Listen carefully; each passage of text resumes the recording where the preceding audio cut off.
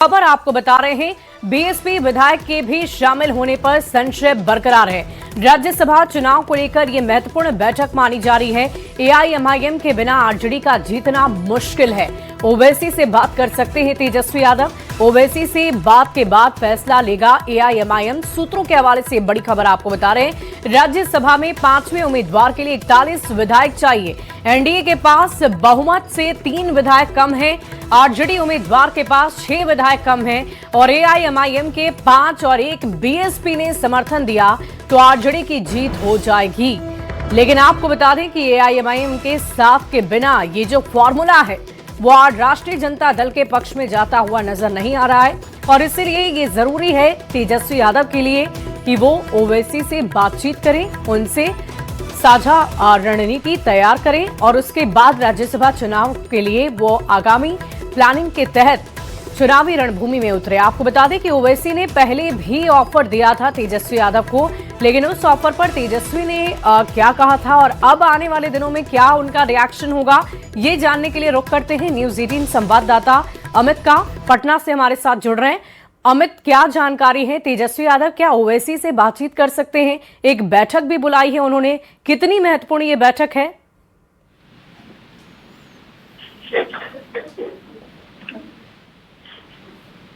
जी अमित, तो देखिए बीएसपी विधायक के भी शामिल होने पर संशय बरकरार है। राजनीतिक दलों का दम जो है वो हम आपको फॉर्मूले के जरिए टीवी स्क्रीन पर दिखा रहे हैं। एआईएमआईएम 5 विधायक है, बीएसपी के 1 हैं और अगर हम बात करें तो जो फॉर्मूला सेट हो रहा है उसके अनुसार एआईएमआईएम का राष्ट्रीय जनता दल के साथ होना जरूरी है। उसके बिना आरजेडी का जीतना थोड़ा मुश्किल जरूर है। ओवैसी से बात कर सकते हैं तेजस्वी, ऐसी भी जानकारी सामने आ रही है। ओवैसी से बात के बाद ही निर्णय लेंगे। आपको बता दें कि एआईएमआईएम से बातचीत होनी है, ऐसा सूत्र हमारे बता रहे हैं। और देखिए इस पूरी खबर के जानकारी के साथ न्यूज 18 संवाददाता रवीश नारायण हमारे साथ फोन लाइन पर जुड़ रहे हैं। रवि, क्या जानकारी है आपके पास इस बैठक के संबंध में? देखिए, तेजस्वी यादव ने राज्यसभा के 5वें उम्मीदवार के लिए आज महत्वपूर्ण बैठक बुलाई है और लगभग 2 बजे ये अपने आवास में ये बैठक शुरू होगी। और इस बैठक में खासकर 2 बातों पर बड़ी चर्चा होनी है, क्योंकि जो आंकड़े हैं फिलहाल आरजेडी के पास, जो महागठबंधन का जो आंकड़ा है वो 35 का आंकड़ा है और एक राज्यसभा के उम्मीदवार को जीत के लिए कम से कम 41 विधायक चाहिए। उन्हें 6 विधायकों की और जरूरत है और 6 विधायक जो है 5 विधायक एआईएम और 1 बीएसपी को चाहिए। तो ये अगर दोनों साथ आते हैं तो ये होगी। लेकिन आज सभी को निमंत्रण दिया गया है, लेकिन जो जानकारियां मिल रही हैं उसके मुताबिक एआईएमआईएम जो है आज की बैठक में शामिल नहीं होने जा रहा है और इससे एक तेजस्वी यादव को बड़ा झटका लग सकता है। हालांकि माना जा रहा है कि तेजस्वी यादव ओवैसी को फोन करके बातचीत होगी और बातचीत के बाद क्या फैसला लिया जाता है उसके बाद जो है एआईएम जो है अपना फैसला लेगा। लेकिन रवि, अगर आपको याद हो तो बजट सत्र के दौरान एआईएमआईएम की तरफ से खुद ही ये बात रखी गई थी कि अगर तेजस्वी यादव हमारे साथ मिलकर आए तो राज्यसभा का चुनाव जीत सकते हैं। क्या कोई शर्त भी रखी गई है इसके आगे? जी बिल्कुल, आपने सही कहा कि ओवैसी ने खुली तरह से बात अपनी रखी थी, कहे कि तेजस्वी हमें ही क्यों ना ये जो है अपना समर्थन दे देते हैं। देखिए, आरजेडी के साथ मुश्किल कई है। आपको याद होगा कि पिछले बार 5 विधायक एआईएम के थे जिन्होंने ये तोड़े, आरजेडी ने तोड़ दिया था, अपने में मिला लिया था। उसके बाद हाल ही में जो 3 महीना पहले जब विधानसभा का चुनाव हुआ, एआईएम लगातार गुहार लगाता रहा, आवेदन तक दिया गया और उनके प्रदेश अध्यक्ष ने कहा कि हम लोगों को गठबंधन में शामिल किया जाए। तेजस्वी ने फैसला लिया कि नहीं, एआईएम को शामिल नहीं करना है। तो इसके बाद आज जरूरत पड़ी है एआईएम को। अब यहाँ पे ओवैसी को एक बार फिर से देखना होगा या इंतजार करना होगा कि क्या फैसले लेते हैं। तो ये आज के जो बैठक है, इंतजार तो करना होगा रवि, लेकिन हम ये जानना चाह रहे हैं कि क्या ओवैसी कोई ऐसी बड़ी शर्त भी रख सकता है तेजस्वी के सामने जब उनसे बातचीत होगी जिसके आधार पर वो उनके साथ मिलकर राज्यसभा का चुनाव लड़े? कोई ऐसी भी बात सामने आ सकती है क्या? देखिए, अभी फिलहाल जो है वो राज्यसभा का चुनाव ही है और राज्यसभा का चुनाव होते हुए यहाँ पे जो शर्त है वो, अगर एक शब्द जो पहले ओवैसी ने कहा था, हालांकि नामांकन जो है आरजेडी का हो चुका है, आरजेडी के उम्मीदवार से ही लड़ाई है, तो ऐसे में आगे आने वाले दिनों को लेकर के जो है एक रणनीतियां बन सकती है। बिहार में एनडीए के खिलाफ जो है एकजुट होने की रणनीति बन सकती है और आने वाले दिनों में तो ये रणनीतियों पर जो है वो बातचीत हो सकती है। जी, बहुत शुक्रिया रवि, हमारे साथ जुड़ने के लिए, तमाम जानकारी के लिए। इस पूरी खबर पर आप लगातार नजर बनाकर रखें।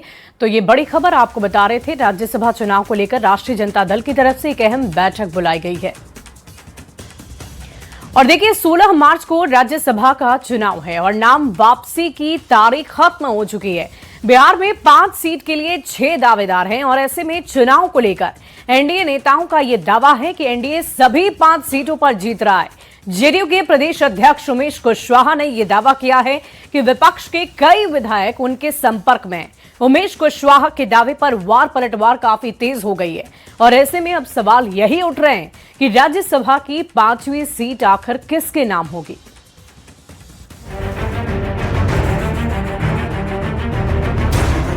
बिहार में राज्यसभा की 5 सीटें खाली हो रही हैं। खाली हो रही इन 5 सीटों पर चुनाव 16 मार्च को है, लेकिन जीत का दावा अभी से तेज हो चुका है। एनडीए ने सोच समझकर 5 उम्मीदवारों को खड़ा किया है और गारंटी है 5 एनडीए के उम्मीदवारों की जीत होगी सुनिश्चित। 202 विधायकों के समर्थन वाले एनडीए के नेताओं का दावा है कि वोट का गणित एनडीए के पक्ष में है। 100% हम 5 सीट जीतेंगे। जेडीयू के प्रदेश अध्यक्ष उमेश कुशवाहा तो यहां तक दावा कर रहे हैं कि विपक्ष के कई विधायक उनके संपर्क में हैं जो क्रॉस वोटिंग करेंगे। हम लोग के संपर्क में तमाम जो है कुछ विपक्ष के लोग भी हमारे जो है संपर्क में हैं। उमेश कुशवाहा के दावे पर सियासत बेहद तेज हो गई। जो लोग ये कह रहे हैं कि विपक्ष के विधायक संपर्क में हैं, तो मुगालते में है, दिवा स्वप्न देख रहे हैं। आरजेडी और कांग्रेस के नेताओं ने पलटवार किया है और कहा सत्ता पक्ष के लोग मुगालते में हैं। 16 मार्च को उन्हें पता चल जाएगा कौन किसके साथ है। ये तो आने वाला समय में बताएगा और हमारे सभी सम्मानित विधायक जो 6 हैं वो इंटैक्ट हैं। बता दें, बिहार में 5 सीटों पर राज्यसभा का चुनाव होने जा रहा है। बिहार विधानसभा में कुल 243 विधायक हैं। ऐसे में एक सीट पर जीत के लिए 41 विधायकों का समर्थन चाहिए। एनडीए के पास 202 विधायक हैं, यानी 4 सीट आसानी से एनडीए की झोली में जाती दिख रही है, जबकि 5वीं सीट के लिए उन्हें 3 वोट का जुगाड़ करना है। जबकि 35 विधायकों वाले महागठबंधन को 6 वोटों की दरकार होगी। ऐसे में दावे तो खूब किए जा रहे हैं, लेकिन देखना यह होगा कि राज्यसभा की 5वीं सीट किसके नाम होती है। न्यूज 18 के लिए पटना से आनंद अमृतराज और दिल्ली से अमितेश सिंह के साथ ब्यूरो रिपोर्ट।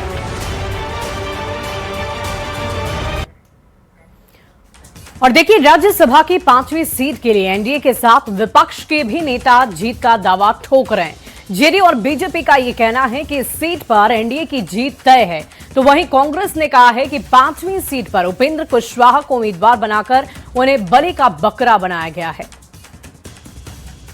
बिहार में राज्यसभा के 5वीं सीट को लेकर के चुनाव निश्चित है और विपक्ष के पास पर्याप्त संख्या बल है। 41 विधायकों की संख्या है, जिससे विपक्ष के पास एक सीट निश्चित रूप से आनी चाहिए और विपक्ष मजबूती से एकजुट होकर राज्यसभा का चुनाव लड़ रहा है और 5वीं सीट पर विपक्ष के उम्मीदवार की जीत निश्चित है। इसमें कहीं कोई शक शंका नहीं है। राज्यसभा की 5 सीट को लेकर विपक्ष जो सपने देख रहा है वो सिर्फ राजनीतिक दीवा स्वप्न है। बिहार की जनता ने पहले ही उन्हें नकार दिया है और संख्या बल भी उनके साथ नहीं है। एनडीए पूरी मजबूती और एकजुटता के साथ चुनाव लड़ रहा है और हमें पूरा भरोसा है कि सभी सीटों पर एनडीए की जीत तय है। विपक्ष के पास न आंकड़े हैं न आधार है, इसलिए वे सिर्फ भ्रम और अफवाह फैलाने की राजनीति कर रहे हैं, लेकिन नतीजे उनके सारे भ्रम तोड़ देंगे। बिहार में राज्यसभा की 5 सीट पर एनडीए की जीत तय है, कहीं कोई कंफ्यूजन नहीं है। भाई तेजस्वी जी ने एक उद्योगपति को उम्मीदवार बनाया है, लेकिन कोई फायदा नहीं होगा भाई तेजस्वी जी। जिस प्रकार से बिहार विधानसभा चुनाव में आप हार गए, वैसे ही राज्यसभा का भी चुनाव आप नहीं जीत पाइएगा। देखिए, आंकड़े का गणित जो कहता है उसमें साफ है कि 41 विधायक जो है वो महागठबंधन के उम्मीदवार के पक्ष में हैं। तो महागठबंधन के उम्मीदवार जो एडी सिंह हैं वो चुनाव जीतेंगे। रही बात एनडीए के 5वें नंबर के उम्मीदवार की, तो भारतीय जनता पार्टी ने अपना सस्पिशियस कैरेक्टर उजागर कर दिया यहां और उपेंद्र कुशवाहा जी को 5वें नंबर का उम्मीदवार बना करके उनको बलि का बकरा बनाया है। देखिए, बिहार के मुख्यमंत्री नीतीश कुमार के बेटे निशांत कुमार सियासत में उतर चुके हैं। 8 मार्च को जेडीयू की सदस्यता लेने के बाद निशांत कुमार लगातार एक्टिव मोड में हैं। वे पार्टी के विधायक नेताओं से मुलाकात कर रहे हैं, लगातार सार्वजनिक कार्यक्रमों में शामिल भी हो रहे हैं और जल्द ही वो बिहार के सभी 38 जिलों का दौरा भी करने वाले हैं। और ऐसे में निशांत कुमार को लेकर जेडीयू के युवा नेताओं ने मांग शुरू कर दी है। युवा नेता बिहार की कमान निशांत कुमार को देने की मांग करने लग गए। जेडीयू के आधिकारिक एक्स हैंडल से पिछले 2 दिनों में कई ऐसे पोस्ट किए गए जिसमें निशांत कुमार को बिहार और बिहार की राजनीति का नया सितारा बताया जा रहा है। जेडीयू ने बिहार के विश्वास और उम्मीदों का नया प्रतीक बताया है। पार्टी के नेताओं का यह मानना है कि निशांत कुमार के राजनीति में आते ही जेडीयू में नई ऊर्जा का संचार हुआ है और अब युवा जोश और नई सोच के साथ जेडीयू आगे बढ़ने को तैयार है। और ऐसे में निशांत कुमार को बिहार की कमान सौंपनी चाहिए। 2 अलग अलग तस्वीरें आपको दिखा रहे हैं। 8 मार्च को उन्होंने पार्टी की सदस्यता ग्रहण की और उसके बाद जेडीयू के युवा नेताओं की तरफ से लगातार सोशल मीडिया पर एक तरह से कहिए कि मुहिम चला दी गई है। लगातार पोस्ट कर यह बताया जा रहा है कि नए चेहरे के तौर पर नई कमान अब निशांत को ही मिलनी चाहिए। तो देखिए, नीतीश कुमार के बेटे निशांत कुमार को लेकर खबरें ऐसे ही नहीं बन रही है। जेडीयू दफ्तर से सोशल मीडिया तक, पोस्टर से लेकर पोस्ट तक निशांत कुमार को लेकर जेडीयू की तरफ से बड़ी मांग उठ रही है, क्योंकि निशांत कुमार अब पार्टी के सदस्य हो गए हैं। जेडीयू की राजनीति को आगे बढ़ाने की एक बड़ी जिम्मेदारी उन पर आ गई है और ऐसे में निशांत के कार्यकर्ता लगातार उन्हें नेतृत्व सौंपने की मांग उठा रहे हैं।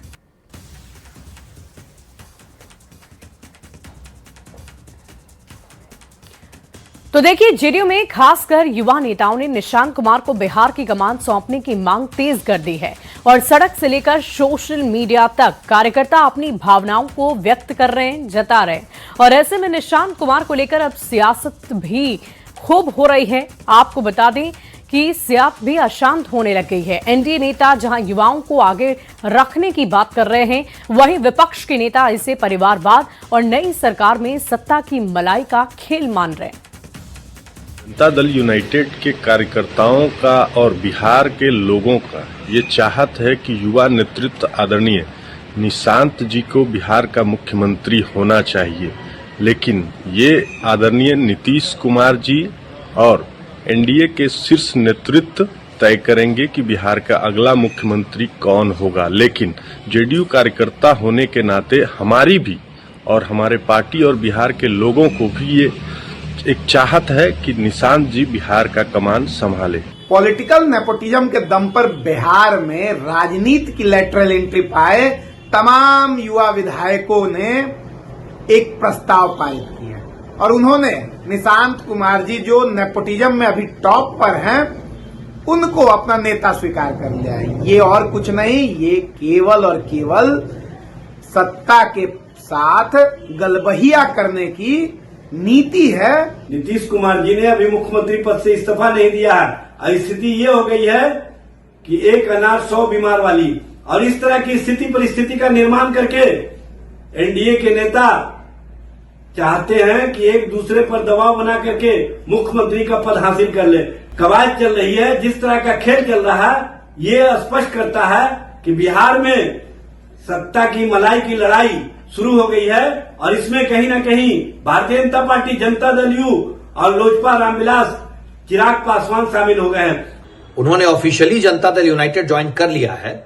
अब जनता दल यूनाइटेड जहां निर्णय लेगा वहां निशांत नेतृत्व करते नजर आएंगे। नीतीश कुमार जी के नेतृत्व में बिहार ने एक लंबी दूरी तय की है और आगे भी नीतीश कुमार जी के नेतृत्व में बिहार विकास करते रहेगा। हमें तो खुशी होगी अगर निशांत जैसे युवा राजनीति में आगे आते हैं।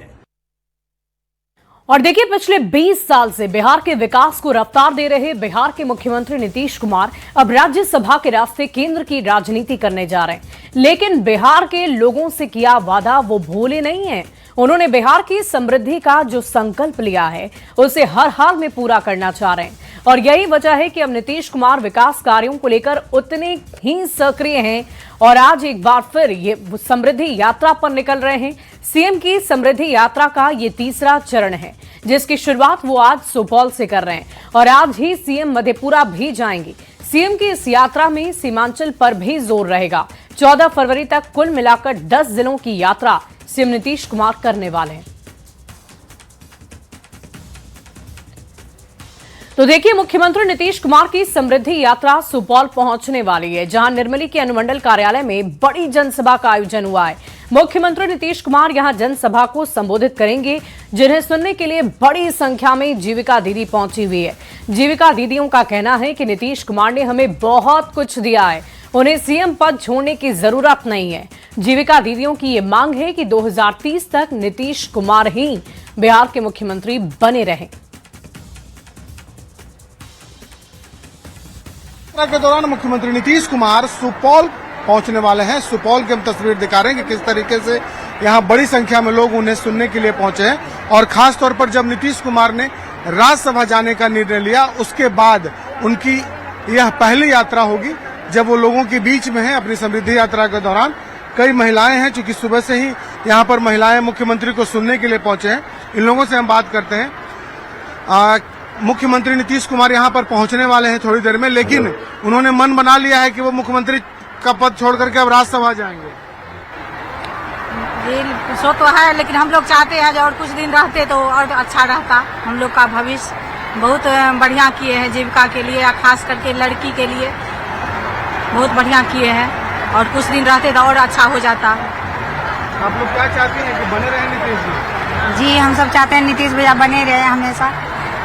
25 से 30 तक तो कम से कम रहना ही है हमें। अभी जीविका के लिए बहुत कुछ करना और महिलाओं के लिए लगता है। जी सर, लगता है। जीविका के लिए सही में नीतीश सर बहुत सब कुछ कर रहे हैं। लेकिन अब वो जा रहे हैं, कह रहे हैं कि अब हम राज्यसभा जाएं। नहीं, हम लोग का तो मन है नहीं जाए, रहे बने रहे। तो बिल्कुल देखिए, महिलाएं कह रही हैं कि नीतीश जी को रहना चाहिए। नीतीश भैया ने हमको बहुत कुछ दिया है, जीविका के लिए बहुत कुछ दिया है। क्या कहेंगे नीतीश जी आने वाले हैं यहाँ पर, मांग करिएगा आप लोग? हाँ, मांग करिएगा, आना चाहिए। शराबबंदी के साथ साथ बहुत कुछ उन्होंने महिलाओं को आरक्षण दिया, नौकरी आज महिलाएं कर रही हैं, जीविका को सशक्त बनाया। जी, महिला को तो अपना पैर पे खड़ा के उसको अभी रहना चाहिए और कुछ महिला को और आगे बढ़ाना चाहिए। तो बिल्कुल देखिए, यहाँ पर कई महिलाएं हैं जिनकी एक ही मांग है कि नीतीश कुमार ने महिलाओं के लिए बिहार में बहुत कुछ किया है, लिहाजा मुख्यमंत्री पद पर उन्हें भी बने रहना चाहिए। और महिलाएं कह भी रही हैं कि जब नीतीश कुमार यहाँ पर पहुंचेंगे तो वो उनसे मांग भी करेंगे। और हम एक बार फिर से इस मंच की तस्वीर दिखाते जहां से मुख्यमंत्री नीतीश कुमार, उप मुख्यमंत्री सम्राट चौधरी के साथ साथ अन्य लोग यहाँ संबोधित करेंगे। और दूसरी ओर बड़ी संख्या में जीविका दीदी यहाँ पर पहुंची हुई हैं अपने राज्य के मुख्यमंत्री नीतीश कुमार को सुनने के लिए। और समृद्धि यात्रा के दौरान नीतीश कुमार कुछ ही देर में सुपौल पहुंचने वाले हैं। कैमरा पर्सन दीपक के साथ शैलेंद्र, न्यूज 18 सुपौल। और आइए बढ़ते हैं अन्य खबरों की ओर। पटना में ट्रैफिक जाम से राहत के लिए अल्ट्रा पॉड्स नेटवर्क की शुरुआत की जाएगी और इसका परिचालन विश्वेश्वरैया भवन से विकास भवन, विधानसभा होते हुए पुराना सचिवालय तक होगा। ये पूरी तरह पर्यावरण अनुकूल और कार्बन पॉजिटिव व्यवस्था होगी। खास बात ये रही कि इसके ट्रैक निर्माण में पेड़ों की कटाई नहीं होगी। मोटर वाहनों के आवागमन कम होने से प्रदूषण और जाम में भी कमी आएगी। खास तौर पर सुबह और शाम के वक्त ऑफिस के समय यात्रियों को इससे बहुत बड़ी राहत मिलने की उम्मीद है।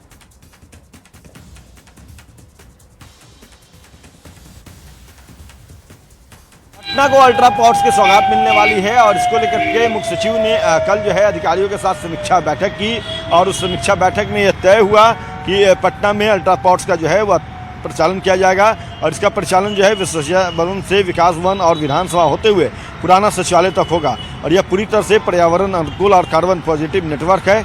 सबसे बड़ी खासियत यह है कि अल्ट्रा पॉड्स के ट्रैक के निर्माण में पेड़ नहीं काटा जाएगा। मोटर चालित वाहनों का आवाजाही कम होने से क्षेत्र में उत्सर्जन और सड़क जाम में भारी कमी आएगी। यह व्यवस्था विशेष रूप से सुबह और शाम के ऑफिस के समय भीड़ को कम करने के लिए शुरू किया जाएगा, जिससे आम लोगों को ट्रैफिक जाम से बड़ी राहत मिलेगी। और इसका किराया बेहद मामूली रखा जाएगा ताकि यह सभी के लिए जो है उपयोगी और सुलभ हो। यात्री टोकन या फिर कार्ड रिचार्ज कर अल्ट्रा पॉड्स का आसानी से इस्तेमाल कर सकेंगे। इसको लेकर के जैसा हमने पहले बताया कि कल मुख्य सचिव प्रत्यय अमृत ने लार्सन एंड टर्बो की टीम के साथ जो है एक महत्वपूर्ण बैठक की और इसमें पटना में अल्ट्रा पॉड्स का संचालन का स्वरूप जो है वो पेश किया गया। या बताते चलें कि इस परियोजना में को जो है वो पुराने शौचालय परिसर को के आसपास जो है प्रशासनिक भवनों से जोड़ने के लिए एक अंतर सरकारी स्मार्ट और सेंसिटिव मोटिवेटर सोल्यूशन है और इसकी तैयारी जो है वो की जाने लगी है और जल्द इसका प्रचालन जो है वो देखने को मिलेगा। जैसा हम बता रहे हैं कि ये विश्वसनीय भवन है और विकास भवन होते हुए विधानसभा और पुराना सचिवालय तक ये अल्ट्रा पॉड्स का जो है वो प्रचालन किया जाएगा। कैमरा पर्सन संत के साथ अमित कुमार, न्यूज 18 पटना। और देखिए T20 वर्ल्ड कप मैच के बाद भारतीय क्रिकेटर ईशान किशन की गर्लफ्रेंड अदिति सुर्खियों में बनी हुई हैं। हर जगह अब ईशान की शादी की चर्चा होने लग गई है और इस पर ईशान किशन के दादा ने अपनी प्रतिक्रिया दी है। उन्होंने कहा है कि जल्द ही ईशान की शादी होने वाली है। हालांकि शादी कब होगी इस बात का खुलासा उन्होंने नहीं किया है, लेकिन इतना जरूर कह दिया कि पारिवारिक सहमति के बाद ही उनकी शादी होगी और उनकी बारात जाने को लेकर वो काफी उत्साहित है। ईशान किशन कहेगा, मीडिया के सामने तो देखे हम, आई थी उसको देख रही थी एकटक से, उसके बाद गले मिली उससे। कब तक इनकी शादी होने वाली है? अब वो चाहे जब चाहे तब वो इसके माँ बाप भी जब चाहें, तीनों के चारों के मन से न होगी। भाई है बड़ा। महीना बता दीजिए किस महीना? हम नहीं बता पाते, जब वो करेगा हमको मंजूर है। बढ़ते आगे गोपालगंज में वायु प्रदूषण का असर लगातार बढ़ता ही जा रहा है। शहर का AQI लेवल 200 के पार पहुंचकर खराब श्रेणी में दर्ज किया गया है। बढ़ते प्रदूषण का असर लोगों के स्वास्थ्य पर नजर आ रहा है और अस्पतालों में सांस संबंधी मरीजों की संख्या भी काफी अधिक बढ़ गई है। डॉक्टरों ने बच्चों और बुजुर्गों और अस्थमा के मरीजों को विशेष तौर पर सावधानी बरतने की सलाह दी है। विशेषज्ञों के अनुसार धूल, वाहन का धुआं और मौसम में बदलाव प्रदूषण बढ़ने की प्रमुख वजह मानी जा रही है। का स्तर लगातार खराब श्रेणी में पहुंच गया है। आज की अगर बात करें तो आज AQI 200 पार कर चुका है, जो खराब श्रेणी में आता है। वही सुबह से आसमान में काले बादल छाए हुए हैं और पॉल्यूशन की वजह से काले काले धुंध भी नजर आ रहे हैं। ऐसे में लोग जो हैं वो पॉल्यूशन की वजह से एलर्जी, सर्दी, खांसी और जुकाम की चपेट में आ रहे हैं। गोपालगंज का ही अम्बेडकर चौक है और यहाँ पर भी पॉल्यूशन की वजह से जो लोग हैं वह परेशान है। खासकर सांस संबंधित जो लोग हैं उनकी परेशानी इस मौसम में बढ़ती हुई नजर आ रही है। कुछ लोग भी हैं शहर के, इन लोगों से भी बात करने की कोशिश करेंगे। पॉल्यूशन लगातार बढ़ रहा है, इसका मुख्य कारण शहर में जो गंदगी फैल रही है और जो शहर का लाइफ लाइन कहा जाता था थाड़ी नदी, उसका उस नदी की दुर्दशा काफ़ी खराब है, जिसके कारण प्रदूषण बढ़ रहे हैं और यही मुख्य कारण है। परेशानी बढ़ रही है। बिल्कुल, जिस तरह से पॉल्यूशन लगातार खराब श्रेणी में पहुंच गया, उससे लोगों की परेशानी बढ़ती हुई नजर आ रही है। डॉक्टरों ने ऐसे मौसम में लोगों से विशेष तौर पर मास्क लगाकर ही बाहर निकलने के लिए अपील किया है। गोविंद कुमार, न्यूज 18 गोपालगंज। बढ़ते आगे बिहार में शराबबंदी के बीच तस्कर लगातार नए नए तरीके अपनाकर कानून को चुनौती दे रहे हैं। ताजा मामला बिहार के वैशाली जिले के बेलसर थाना क्षेत्र का है, जहां पुलिस ने गुप्त सूचना के आधार पर एक ट्रक से करीबन 25 लाख रुपए का विदेशी शराब बरामद कर लिया। तस्करों ने शराब को ट्रक के अंदर तहखाना बनाकर छुपाया हुआ था।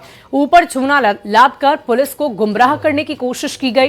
पुलिस को सूचना मिली थी कि नगमा हनुमान चौक पर एक ट्रक कई घंटों से खड़ा है। सूचना मिलते ही बेलसर थाना अध्यक्ष प्रवीण कुमार पुलिस बल के साथ मौके पर जा पहुंचे और ट्रक की तलाशी शुरू कर दी। जब ट्रक में लदे बोरियों को हटाया गया तो नीचे तहखाने में छुपाकर रखे गए शराब के जखीरे को देखकर पुलिस वाले भी दंग रह गए, हैरान रह गए, जहां से 235 कार्टन विदेशी शराब बरामद की गई। इसकी कीमत लगभग 25 लाख रुपए बताई जा रही है।